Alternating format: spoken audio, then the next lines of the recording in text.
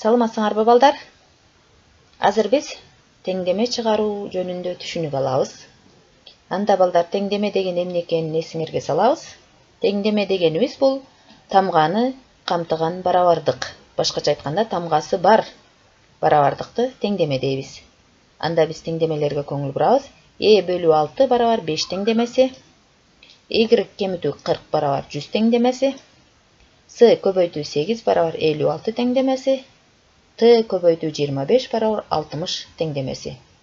Демек бизге 4 амалга карата теңдеме берилди. Эми төртөөнүн окшоштугун карайбыз балдар. Төртөөсүндө тең белгисиз тамгабыз биринчи келген учур экен. Эми тамга биринчи келгенде кантип теңдеме чыгарабыз? Тамганы жазабыз. Барабардыкты түшүрөбүз. Барабардыктын оң жагыдагы санды түшүрөбүз. Барабардыктын сол жагыдагы сандын белгисин өзгөртүп, башкача айтканда алмаштырып, оң жагына алып өтөбүз. Бөлүү амалы көбөйтүү амалына гана алмашат балдар. Көбөйтүү 6 санын түшүрөбүз. Эми эни табабыз. Барабар болот экен. 5-ти 6-га көбөйтсөк 30 30. Демек биздин теңдеменин тамыры 30-га барабар болду. Башкача айтканда, биздин теңдемедеги тамгасы 30-га барабар экен. Анда текшерип көрөбүз балдар. Текшерүүдө теңдеменин биринчи берилишиндеги белгисиз тамганын ордуга чыгарган саныбызды коюп текшеребиз.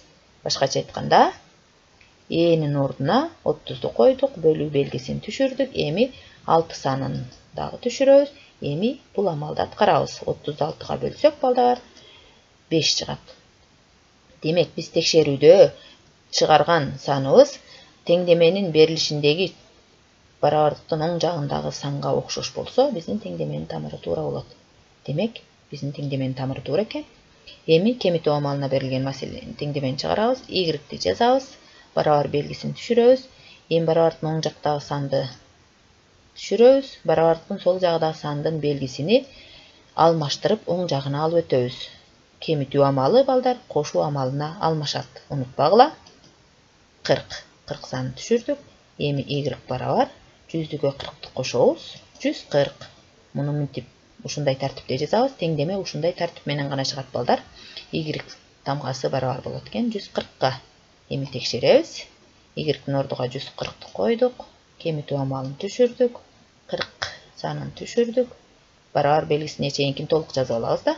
Эми чыгарабыз. 140-тан 40-ты кемитсек 100 чыгат. Демек биздин теңдеменин тамыры туура экен. Көрдүңөрбү? Анда көбөйтүү амалындагы ошондой эле эреже менен чыгарабыз. С-ны жазабыз. Барабар белгисин түшүрөбүз. 56 санын түшүрөбүз.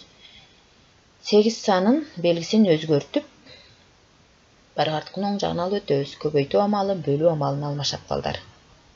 Бөлүү 8 чыгарабыз. 56-ны 8-ге бөлсөк 7 чыгат. Анда текшерип көрөбүз. С-нын ордуна 7-ни койдук. Көбөйтүү белгисин койдук. 8 санын түшүрөбүз. Барабар кылып экөөсүн көбөйтүү амалды аткарабыз. 7-ни 8-ге көбөйтсөк 56. Демек биздин теңдеменин тамыры туура экен. 7 чыгарганыбыз. Кошуу амалда ушундай эле тартип менен чыгат. Т-ны жазабыз. Барабарды коюп 60 25 санын белгисин өзгөртсөк, кемитүү 25 болуп оң жагына өтөт. Эми Т барабар деп кемитебиз. 35. Текшеребиз. Т-нын ордуна 35-ти койдук. Кошуу амалын түшүрдүк. 25 санын түшүрдүк. Бул экөөнү кошконубузда сөзсүз өз алдыңарча чыгарып көргүлө. 25-ти 35-ке мамыча түрүндө кошсоңор дагы 60 чыгат. Демек биздин теңдеменин тамыры 35 чыкканы туура экен. Байкап көрсөңөр балдар, бул теңдемелердин төртөөсүндө тең белгисиз тамгабыз биринчи келген учурун чыгардык.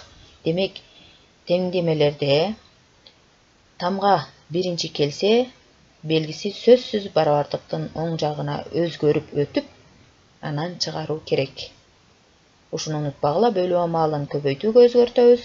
Кемитүү амалын кошууга, көбөйтүү амалын бөлүүгө, кошуу амалын кемитүүгө алмаштырабыз.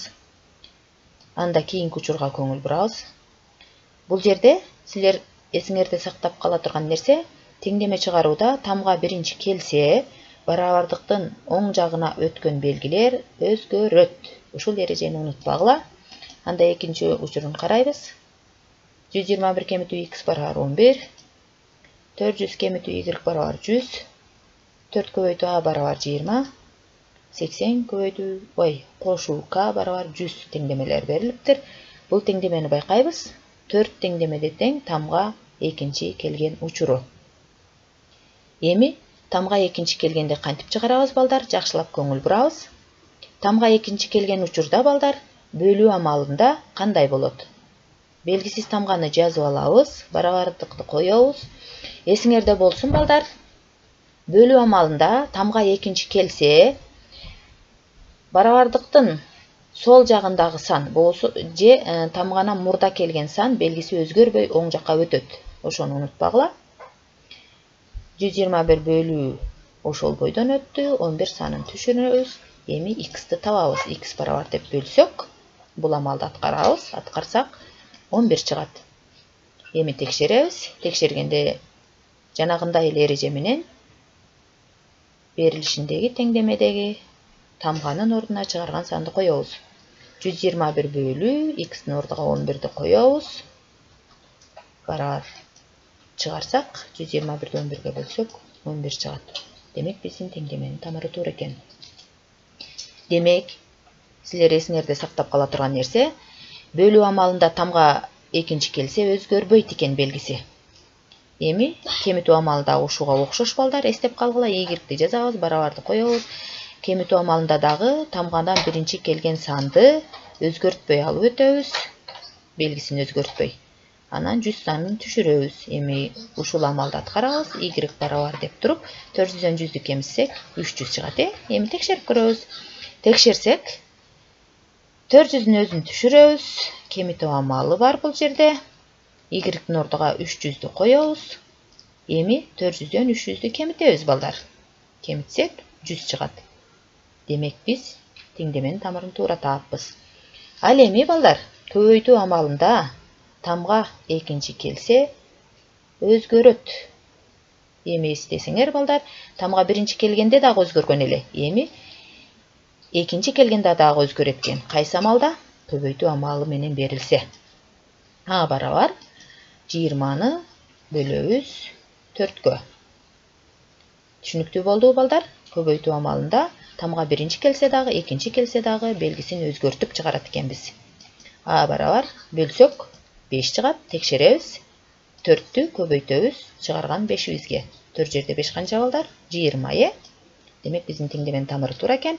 Кийинки кошуу амалы да көбөйтүүгө окшош болот балдар. К барабар 100 кемитүү 80 болот. Демек, кошуу жана көбөйтүү амалдарында тамга биринчи келсе дагы, экинчи келсе дагы белгисин өзгөртөт экенбиз. Ошону унутпагыла. К барабар 100дөн 80ди кемитсек 20. Текшеребиз балдар. 80ди жаздык, кошууду түшүрдүк, К'нын ордуга 20-ны койдук. Эми 80ге 20-ны кошо алабыз, 100 чыгат. Демек биздин теңдеме туура экен.